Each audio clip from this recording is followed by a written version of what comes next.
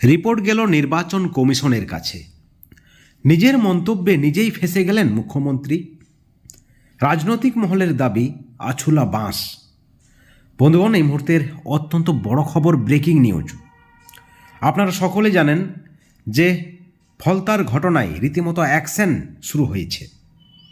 নির্বাচন কমিশনের কাছে দাবি, কমিশনের অবজারভার যিনি রয়েছেন তাকে ঘিরে যেভাবে বিক্ষোভ দেখানো হয়েছে অভিষেক বন্দ্যোপাধ্যায়ের ডায়মন্ড হারবার কেন্দ্রে দক্ষিণ চব্বিশ পরগনার ফলতাতে, এবং এই ফলতার ঘটনায় রীতিমতো চাঞ্চল্য ছড়িয়েছে।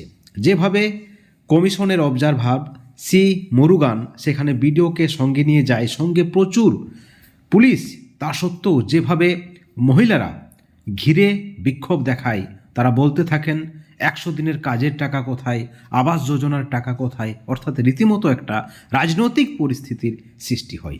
আপনারা সকলে জানেন ইতিমধ্যেই ম্যাজিস্ট্রেট পাওয়ারের দাবি করা হয়েছে যারা নির্বাচন কমিশনের অবজারভার রয়েছেন, এবং সেই সঙ্গে একই দিনে মুখ্যমন্ত্রী সভা থেকে যেভাবে মহিলাদের বলেছিলেন রান্নাঘরের সামগ্রী নিয়ে আপনারা প্রস্তুত থাকবেন, সেই মন্তব্য এই ঘটনার সঙ্গে কি কোনোভাবে জড়িত, সেই বিষয়ে খতিয়ে দেখার ইতিমধ্যেই কিন্তু অনুরোধ করা হয়েছে, এবং নির্বাচন কমিশনের কাছে রিপোর্ট যেতেই এই মন্তব্য নাকি খতিয়ে দেখা হচ্ছে। তাহলে কি মুখ্যমন্ত্রীর মন্তব্যের উস্কানিতেই এই ধরনের ঘটনা ঘটেছে?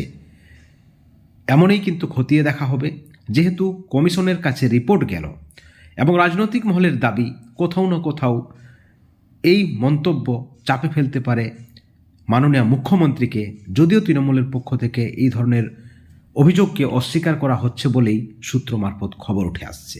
অর্থাৎ ফলতার ঘটনায় কি কোথাও না কোথাও মুখ্যমন্ত্রীর মন্তব্য দায়ী রয়েছে, এবং এই বিষয়ে নির্বাচন কমিশন খতিয়ে দেখবেন। কারণ মুখ্যমন্ত্রীর যে মন্তব্য, আপনারা মহিলারা রান্নাঘরে যা থাকবেন তা নিয়েই প্রস্তুত থাকবেন, এবং তারপরেই ফলতার ভিডিও সহ নির্বাচন কমিশনের অবজারভার সি মুরুগান এবং প্রচুর পরিমাণে কেন্দ্রীয় বাহিনী থাকা সত্ত্বেও মহিলারা যেভাবে বিক্ষোভ দেখিয়েছেন, 100 দিনের কাজের তারা খতিয়ান চেয়েছেন। যেহেতু নির্বাচন কমিশন এবং কেন্দ্র সরকার আলাদা, কিন্তু বিরোধীদের দাবি কোথাও না কোথাও কেন্দ্র সরকারের হাতের পুতুলের মতো কাজ করছে নির্বাচন কমিশন। আপনারা দেখেছেন বিভিন্ন সময়ে তৃণমূলের যে অভিযোগ, এসআইআরের প্রথম দিক থেকে তৃণমূল কিন্তু খুশি নয়, তারা এসআইআরের বিরোধিতা করেছেন। তাদের দাবি এত অল্প সময়ে কিভাবে এসআইআর হবে। বন্ধুগণ, ইতিমধ্যেই আপনারা শুনেছেন প্রায় লক্ষ লক্ষ ভোটার ইতিমধ্যেই বাদ পড়তে চলেছে। সব মিলিয়ে একটা অস্বস্তি রাজ্যের শাসক দলের কাছে। এই ভিডিওর পরিপ্রেক্ষিতে আপনাদের কি মতামত, আপনাদের কি প্রতিক্রিয়া? অবশ্যই আপনারা আপনাদের মতামত আমাদের চ্যানেলের কমেন্ট সেকশনে জানাবেন।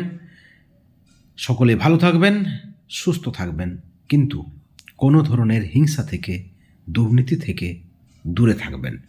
Thank you so much.